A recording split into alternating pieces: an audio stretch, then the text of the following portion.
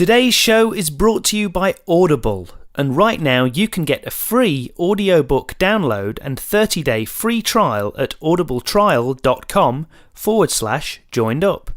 There's over 180,000 titles to choose from for your iPhone, Android, Kindle or MP3 player. Thanks for tuning in to the Joined Up Writing Podcast, a weekly show featuring interviews with fantastic authors sharing their personal stories on how and why they write.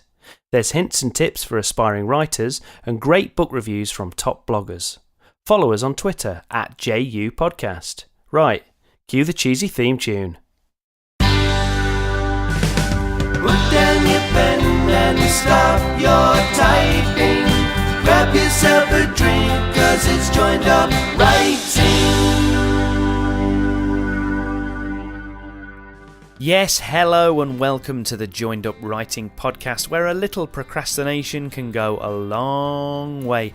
I'm Wayne Kelly and it's episode 89 with HarperCollins editor Clio Cornish joining me today. And Clio gives insight into what she does and how she does it, as well as what she looks for when she first picks up a manuscript. Before that, I just wanted to say thanks for all the excellent Twitter and Facebook interactions this week. There was Jacob at JRundy08 on Twitter, who was giving a shout out to the beta readers who've taken on his urban fantasy novel, a sentiment I have to echo, as I'm also grateful to the people who've offered their time and expertise to me, so good luck Jacob. On Facebook, Maria Smith says she listens to the show on Apple Podcasts whilst driving or doing the chores, a perfect example of why podcasts are so great for multitasking. And I had a great chat with Jim Snell on Twitter, who, like me, has an older main character, with his being 68. He made the point that with ours and recent guest Michael Redhill's older main character, we could be onto a new genre maybe? Geezer adult fiction or grey noir? I'm sure someone will let me know that one or both of those already exists. It's probably already on Amazon as a category as we speak. Anyway, it's been fun to chat and get so much feedback from you all, so keep it up and let me know what you're up to, as well as what you want to hear and see from Joined Up Writing. To do that, you can follow us on Facebook, just search the Joined Up Writing Podcast. You can tweet me at JUPodcast, or you can drop me a line at wayne@waynekellyWrites.com. So a quick catch up from me before we get started. My own novel, Safe Hands, is about to go back to my beta readers and shortly thereafter onto submission for agents and a newly launched imprint. For new listeners, my book is a crime novel told in the first person by Mickey Blake, a cynical safecracker that can open any safe with only a heightened sense of touch. No dynamite, no oxyacetylene torch, and definitely no stethoscope. He's pushing 60, and for the sake of his dying wife and a son that hates his guts, he's forced out of retirement to rob a rundown casino in Skegness. So this week I've been working through line edits and trying to be as brutal as possible when cutting scenes that aren't absolutely essential to the story, something that Clio mentions in today's interview actually. In my case, because the book's in first person present tense, it can be really easy to fall into the trap of trying to cover every waking moment of Mickey's day, and it's only when I take a step back I realise just how much can be cut, or at least done in a few reported paragraphs.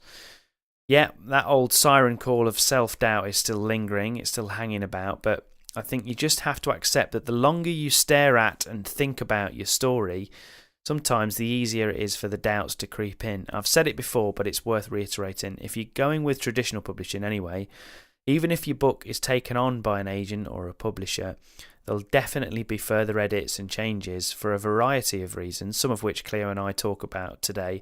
And I think now I'm getting to the point where I've done as much as I can do anyway without a professional editor looking over it and seeing it fresh. So I've set my deadline for the end of October for this first round of submissions to begin, and I intend to stick to it. Right, let's get to today's main course and my chat with Clio Cornish. With several years' experience, Clio is currently an editor with HQ, an imprint of HarperCollins. She's worked on a wide range of projects, but most recently she's published titles such as Turn a Blind Eye by Vicky Newham and Give Me the Child by friend of the show and upcoming guest Mel McGrath.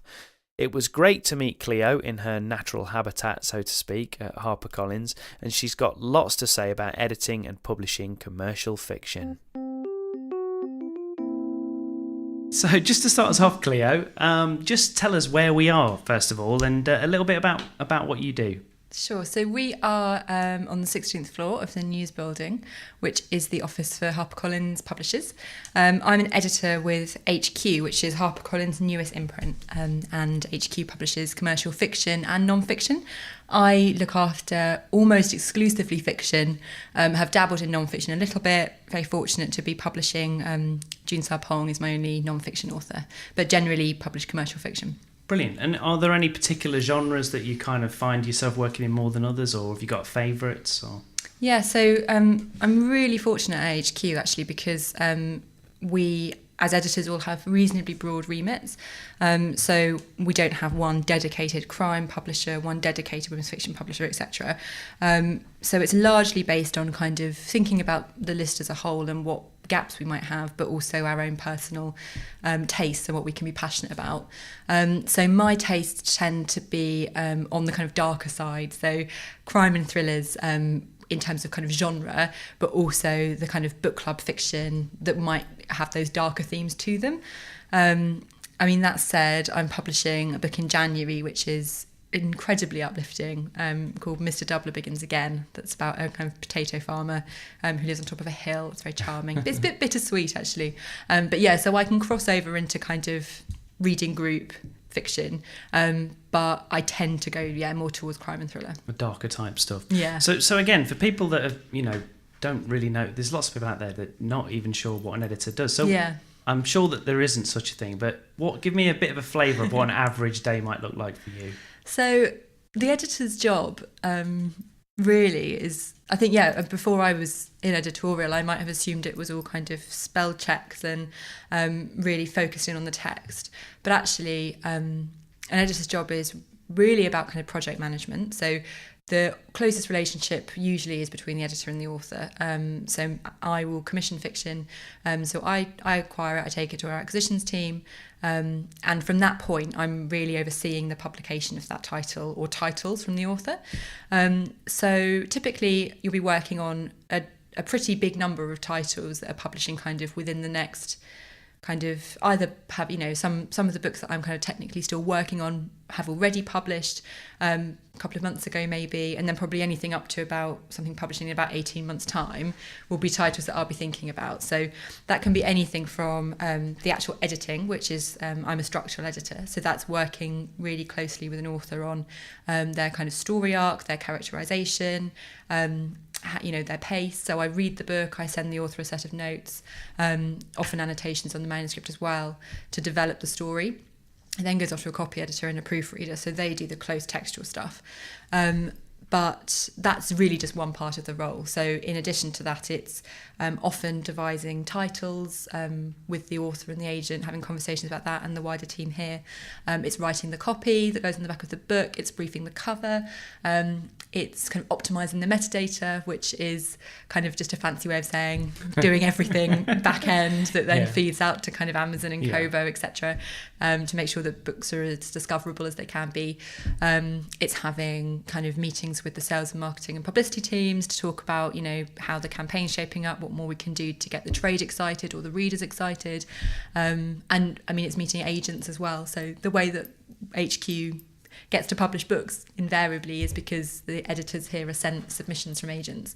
And that's really on the basis of those relationships. So it's making sure that I'm networking with all the right agents.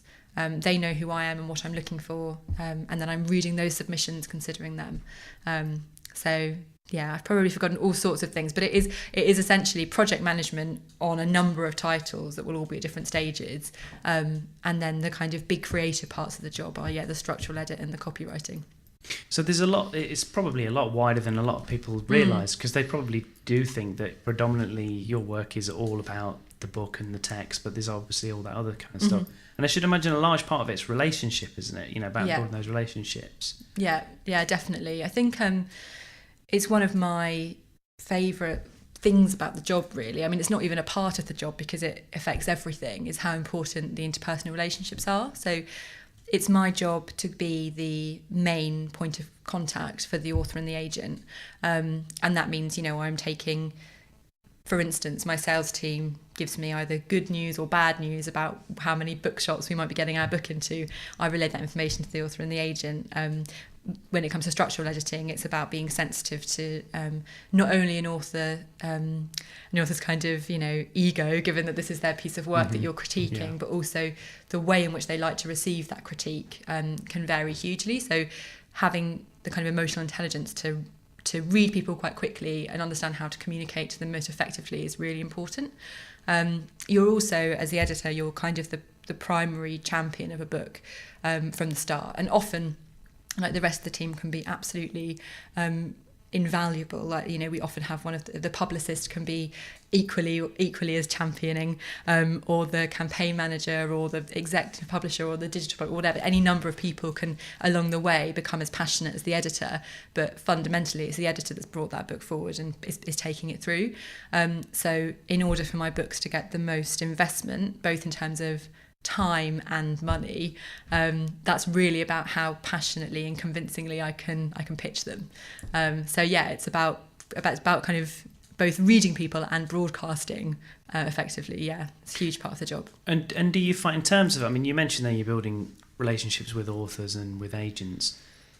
Are there times where you are effectively handed a manuscript, not necessarily handed it and saying, well, you've got to edit this or whatever, but what's the kind of split? Is it most of the time you are actively looking for manuscripts and you get them, or you're handed them? And when do you kind of know, right, this is something that I think has got legs, or something that I want to work on? Yeah, so because I've been here for a number of years, I've been working with Harlequin for 6 years. HQ grew out of Harlequin and we were acquired by HarperCollins a few years ago. So I've been here since kind of pre-HQ days, and then kind of throughout. So along the way, as I've kind of gained experience, and as other people have left, there have been a number of authors who I've started working with who I didn't acquire. And that can be a really interesting process, because I think a huge part of that author and editor relationship is about trust, and it's very difficult for authors and agents. It can be a bit unsettling for an editor to leave. So there's a kind of proportion of my authors who I haven't worked with from the beginning. So in that sense, I've been kind of handed them. More often than not, it's been a case of an editor is leaving, and before the kind of the metaphorical body's even cold, I'm like, okay, let me work with that author because I've admired them from the sidelines. So it's never a case of being kind of lumbered with a project that you're not excited about. And actually, some of those have turned out to be the most kind of rewarding books to work on, in a way, because for me, I find it really genuinely, this will sound like one of those kind of, I don't know, things that you say to sound like you ought to, but I genuinely think it's really interesting to work on something you wouldn't necessarily have acquired yourself, because it requires you to explore a part of the market that you might not have been quite so familiar with. And it's quite interesting to come in kind of partway through a process as well, because I think having a fresh pair of eyes on the situation, whether it's, is this the right package, or is this the right, bit of copy, if you haven't been living and breathing that book from the point of acquisition, it can be quite interesting to come in at that stage. But yeah, probably the majority of my authors are, it must be the majority of my authors are authors who I've acquired myself. And I think how it's a kind of bit of a combination of kind of analysis of our list and what our remit is as a commercial publisher, and personal taste. And I think personal taste, for me, invariably comes down to voice and hook. So I have quite diverse tastes, really. I love historical fiction as much as I love contemporary fiction. I like police procedurals as much as I like kind of, more noirish thrillers. But really it's the first thing that grabs you, I think, tends to be the voice. And because we're a commercial publisher, once I've started reading something and I think, oh, this has really grabbed me, actually the first thing I then think is, okay, how would I pitch this? What is the one-line sell? And some one-line sells are neater than others, but kind of fundamentally everything that we publish, you should be able to sum up with a kind of elevator pitch. They're pretty much just a log line and bang. Exactly. And I think that's when you've got something really exciting on your hands, actually, is when you can pitch it either formally or informally, and people will sit up and take notice.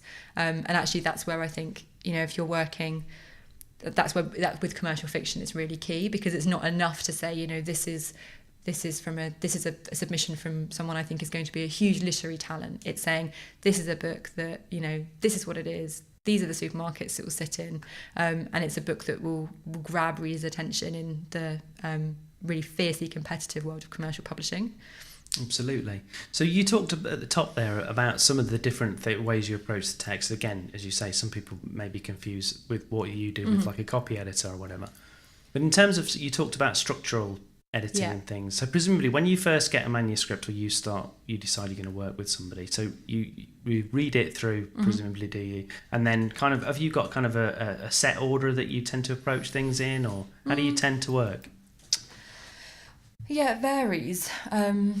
So I will read it, if it's a book that I've bought on submission, I'll read it when it's submitted to me, and then I'll read it again once we've acquired it successfully, because I think the first time you're reading, it's really with a slightly lighter touch than it is when you're kind of going at it as a structural editor. Or if it's a book, so it's like book 2 on a contract from an author, so I only read it the once for the first time, if that makes sense. And really, as I'm going, I'll kind of note down things that strike me as, again, because we're publishing commercially, most of my points tend to relate back to either kind of character or pace, because the kind of fundamental principle of commercial publishing really should be that you're compelled to turn the pages. I think all of the publishing from HQ is incredibly well written, but actually it's functioning commercially, it's page turning, it's compulsive. So usually what I'm talking about will be kind of geared towards making it even more compelling a read. And how I approach it can vary hugely, because sometimes you read something for the first time and the characters are perfect, completely jump off the page, but the structure is not quite working. Either you've got a kind of, bit of a kind of saggy middle, or it starts in the wrong place, or you think that the ending feels a little bit rushed or a little bit convenient, or big plot points aren't quite working. And sometimes you come across a piece of fiction that actually has obviously been plotted really meticulously, but it isn't compelling you to read it because the characters aren't well developed enough. So generally, I think if the structure isn't right, that's always the first place to start, because actually I think that's the most important thing to get. But actually I think almost always you need the structure in place before you can start kind of tinkering with the detail of kind of characterization in commercial fiction, because commercial fiction is fundamentally plot driven. But yeah, I think structure and plot is the first place to start usually. Well, it's finding that meeting, as you say, between characterization and plot, because it can be meticulously plotted, but then if it doesn't sound like it matches with the drive of the characters or where they're moving, it doesn't. Exactly. And it's understanding what the kind of motivations are, because if you're expecting to attract your reader's attention and hold it for the time it takes to read a book or listen to a book on audio, really you need them to be invested in the character. And it doesn't mean they have to like the character, but they have to understand them, and that's understanding them right through to believing in their mannerisms, to why are they behaving like that, what's driving them at that moment in time, where they come from, to kind of motivate those decisions and choices. So yeah, character is really important, but the character has to be kind of motivating a plot that's pretty clear. So when you pick up a manuscript, you talked about, obviously, your most important thing is voice. And I understand that that's one of those things that's kind of difficult to characterise sometimes. But what would make you stop reading them? So if you're handed a manuscript, or something's taken out of a slush pile, or whatever, however it is that you happen to acquire it, what would make you? What kinds of things would make you stop reading? I think a big thing is just it not being right for HQ. Every publisher has its identity, and it's very rare that a book comes along that could sit with almost any publisher. I mean, I think it happens very occasionally, and that's when you get these, like, I don't know. I mean, no, nothing could sit with every publisher, but you know what I mean. I think HQ has to be a perfect balance of the gaps that we have on our list and what our remit is in terms of publishing. So it may be that something comes along where I think it's wonderful, but actually it's very similar to something we already have. When we were new, actually we had a little bit more, we were acquiring much more aggressively. So now actually you're thinking a lot more about, do we have room for this? Can we publish this successfully and do the best by the author and the agent and make it a success? And that's really down to what it will be kind of competing with on our list. Or it might be that I'm reading something and it's just a little bit too literary for us, or a little bit too genre. Or I think my job is to read submissions with a view to acquiring them for HQ. So the first point is, it's, do I like this? Yes, I'll keep reading. And then, as I said, kind of my next point being, okay, how would I pitch this? Imagine going into that acquisitions meeting, why would I be bringing this forward? And asking people to essentially take time over building a P&L and seeing if it's a viable acquisition for us. And if it doesn't feel like it would be at home on our list, that would generally stop me reading. Otherwise it's a question of taste. I think, that's all quite instinctive. And sometimes the answer to an agent who sent you something that you've been compelled to stop reading is just, I don't know how I'd publish this, and it's not quite my cup of tea. Sure. And I think that's something that as publishers you really have to remember, is that actually everything is subjective. Yeah. And we often, it's very rare actually that we put something through acquisition and there is universal adoration for it right from the start. But for us to get to the point of acquisition, there has to be universal belief that we can publish it well and that it will sit well on our list and in the market. So I think it's a question of an editor's personal taste, to an extent, also your strategic understanding of what we need to publish. Editorial instinct is, one of those things people talk about and you can't really quantify it, etc. But there are an awful lot of people on every team who've got an awful lot of experience that will all be quite different, and market knowledge and stuff. And I think ultimately publishing is a business. So everyone has to feel confident that the decisions you're making are business decisions. And it's when business decision meets kind of editorial instinct that magic happens. Yeah. And I suppose you have the difficult job of then having to relay that back to the author. And I suppose your decisions or your opinions on the manuscript as well to a certain extent. So how do you tend to go about that? I know you mentioned that it does depend to a certain extent on the author. Yeah. But what sorts of challenges do you face there? Yeah, I think it's every author, whether it's their debut or whether it's their 10th or 20th book, it's a book that they have spent hours and hours and days and weeks over. And when it comes to shaping the text with them, when it comes to the packaging, when it comes to the way that you're kind of proposing selling it, essentially, I think you have to be really sensitive that, you're talking about somebody's piece of work. And I think the most important thing, this is where I guess flexing is important, because some authors are incredibly businesslike. Others, it's their baby almost. Yeah, and I think authors really vary in how they want to discuss it.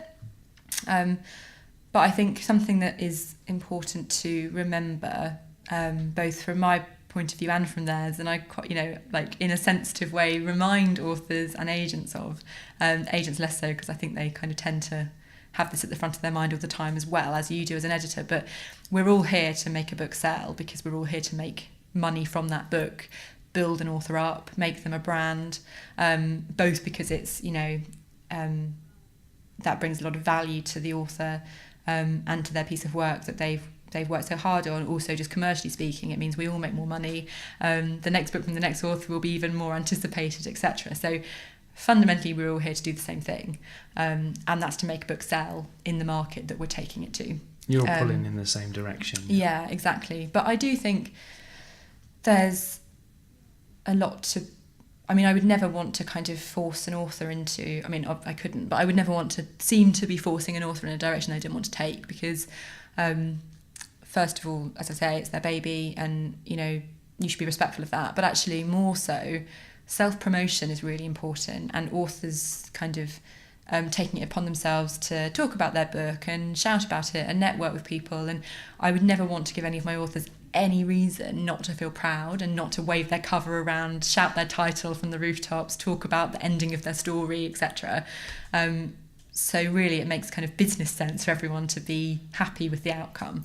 And I think where I have had really difficult situations with, covers just not quite coming together or titles not quite working for everybody, or elements of the structural edit, without a single exception, the outcome has been better than the first suggestion. When there's been pushback, we've gone back, we've discussed, the outcome's always been better.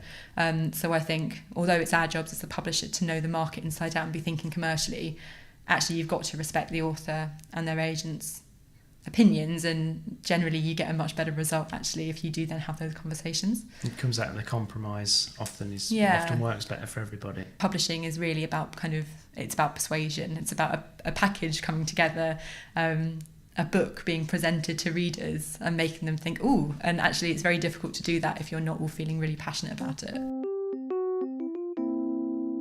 Right, let's take a quick break there for this week's Book Bloggers Corner. And this week, Emma Rose Hollands reviews The Beginning of the World in the Middle of the Night, a collection of short stories by Jen Campbell. This is the BBC Book Bloggers Corner. Spirits locked away in jam jars. Mini-apocalypses, animal hearts and sideshows. A girl runs a coffin hotel on a remote island. A boy is worried that his sister has 2 souls. A couple are rewriting the history of the world, and mermaids are on display at a local aquarium. The Beginning of the World in the Middle of the Night is a collection of 12 haunting short stories, modern fairy tales brimming with magic, outsiders, and lost souls. This short story collection was a breath of fresh air. The stories were fantastical, magical, mysterious, yet strung together with an undercurrent of danger. Much like the fairy tales that are interwoven throughout, the stories in this book use a layer of the mystical to hide the sinister beneath. Every idea in this book is bizarre, original, crafted with a quirky style that captivated me from start to finish. I dare even say that some of these stories, for better or for worse, could have been the foundations of entire novels. However, it's because of the bizarreness of this book that I struggle to express my thoughts about it.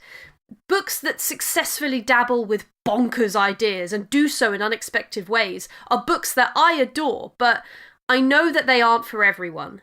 Many of the stories in this book are very non-linear. The narrative style in others is stream of consciousness, or slightly rambling, as my friends would put it. Real-world facts are interjected into the middle of stories. Fairy tales are strung between a plot that might not seem relevant on the surface. Some stories don't even feel like they have a definitive conclusion. One of the stories is literally a script of 2 people talking. For me, I felt that it made the short story collection feel really distinct and made the entire reading experience really varied and complex. Rather than feeling like I was reading the same story over and over again, I got excited watching a new story unfold each and every time. For others, however, I can see that this wild narrative style might be frustrating. Consistency in a short story collection is important, after all. Too much variety, and you'll start wondering if the writer shoved all their ideas into one basket. It can break immersion, doubly so if you're not a fan of magic realism or fantasy in this case. So my final conclusion? If you really love fantasy, speculative fiction, or fairy tales, then definitely give this book a try. As someone who reads a lot of those genres, I found these stories and their ideas to be really, really refreshing. If you're someone who isn't sure, then I recommend reading a few of the stories and seeing how you feel. If the style doesn't click, I can understand why. If it does click, however, then I'm sure you'll lose yourself completely in Jen Campbell's original, mystical stories for many, many hours to come. Book Bloggers Corner. Okay, that was The Beginning of the World in the Middle of the Night by Jen Campbell, and you can find more of Emma's reviews and blogs at whywordswork.wordpress.com and follow her on Twitter at @erhollands. Right, let's get back to my chat with Clio Cornish, where I asked Clio for some self-editing tips. Do you have any tips for people when they're self-editing? Some of the things that you would kind of advise them, or maybe a way of approaching it, or things to think about? Yeah, something that comes up often is that a scene or a chapter or a few chapters aren't moving the kind of central plot forward. I think sometimes there can be passages, there can be paragraphs or chapters where actually they're beautifully done, but are they contributing to the kind of thrust of the novel? And it's very hard to see that kind of thing, but if the answer is no, then probably take them out. I think something that's really important, if possible, is for authors to have kind of beta readers before they get to the editorial process. Lots of authors have really helpful beta readers who are like their mum or their husband or wife or their friends, but they won't always be the most helpful. So I think author communities can be really useful for that, because it prepares you for critique. It also means that you'll probably get rid of some of the things that aren't quite working by the time it reaches the editorial, by the time it reaches the edit. Agents, of course, are brilliant for that as well, and often we'll go through a few rounds of edits with authors prior to it going out. I think the other really big thing is an author kind of feeling that they knowing their own market. So identifying what it is. And again, this is probably more relevant for commercial fiction, where you'll be kind of writing either within a genre or in kind of touching distance of one. But I think, thinking about where in the bookshop you want your book to sit, who are the authors who will be sitting around you, which are the books that have been most successful in that part of the market, and reading them and thinking hard about what it is that grabbed you. Is it the first chapter? Is it the kind of, the main character? What is it? And seeing how your book tallies up. But again, I think it's really, really difficult to see those things when it's your own piece of work, particularly if you're just working on it non-stop. I think a bit of a breather from a book is useful as well. And filling that time probably with reading other books and thinking about what works and what doesn't. Even actually something that I think can be really handy is like reading Amazon reviews. So not necessarily your own, but as I say, if you're writing a thriller, like find kind of go on a Sherry Le Penner or a kind of a Claire McIntosh, or whoever it is that you really aspire to as a writer, whoever you really like as a writer, someone who's been featured on the Richard and Judy list, or someone who's been a Sunday Times bestseller, and read the reviews, like the good and the bad ones, and see what it is that's bringing readers forward. And a lot of the reviews will be unhelpful, because there'll be things like, I couldn't download it on my Kindle, or I just don't like the author, or like, on page 52 there was an error because you'd never actually get a colour like blue car that year or whatever.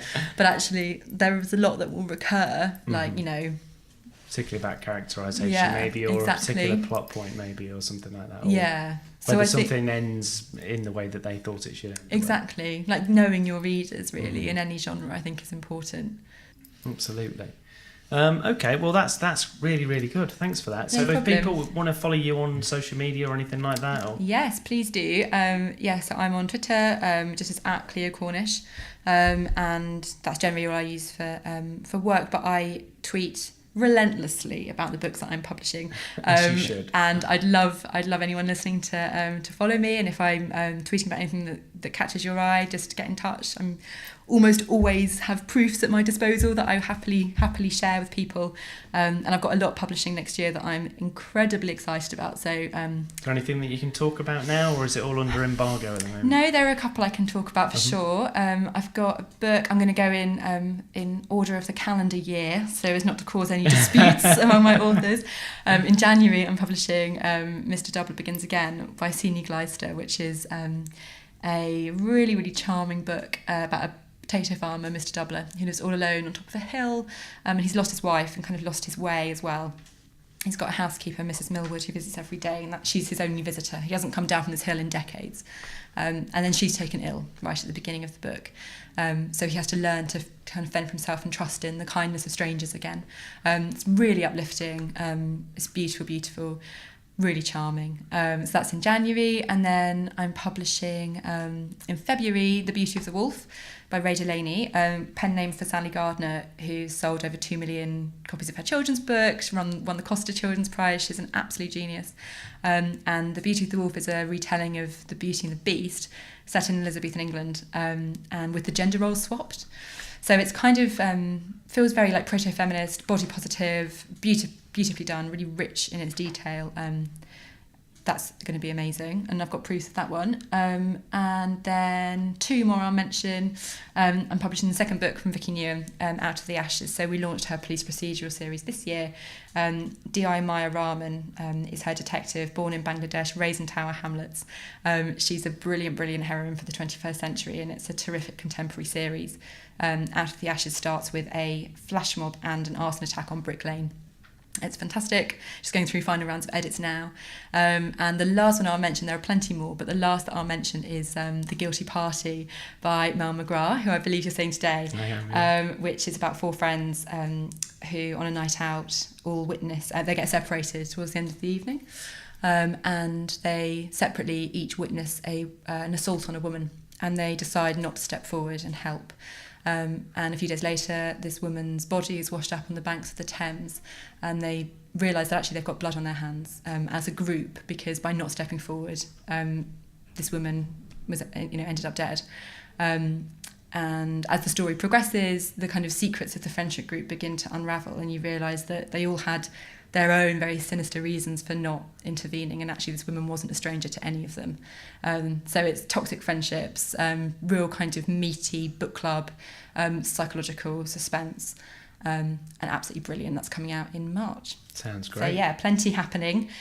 All of those are available to read now or will be soon. So I'd love people to follow me, read them in due course, tell me what they think. Brilliant. Yeah, and plenty more where they came from. Excellent. Well, thanks a lot, Clio. That's great. Thank you so Cheers. much, Wayne. Okay, thanks again to Clio. It was a pleasure to talk to her, and I'll put her Twitter handle and other links in the show notes over at joinedupwriting.co.uk. That's about it for this episode, but do look out for our next episode, which sees the return of Mel McGrath, this time talking about non-fiction, as she gives us an insight into how she approaches that kind of project, constructing a narrative from interviews, research and observation. And during November, the month of NaNoWriMo, or National Novel Writing Month, there'll be a special episode with me and previous contributor Maria Smith, giving you more help and guidance to make sure your nano is as productive and fun as it can possibly be. Finally, don't forget you can find the entire back catalogue of interviews on the website. Make sure you subscribe at Apple Podcasts, Spotify, Overcast or wherever else you get your podcasts to have the show downloaded automatically every week. Also remember to share the show with other friends, writers and creatives you think might enjoy the show, and please take 2 minutes to leave me a rating and review on iTunes. It's so quick and easy to do, but it makes a massive difference to how many people find the show and ensures I can keep growing and improving the podcast. Okay, let's wrap it up. So keep your comments coming, and thanks for listening. I'm Wayne Kelly. Happy writing and reading, and I'll see you next time.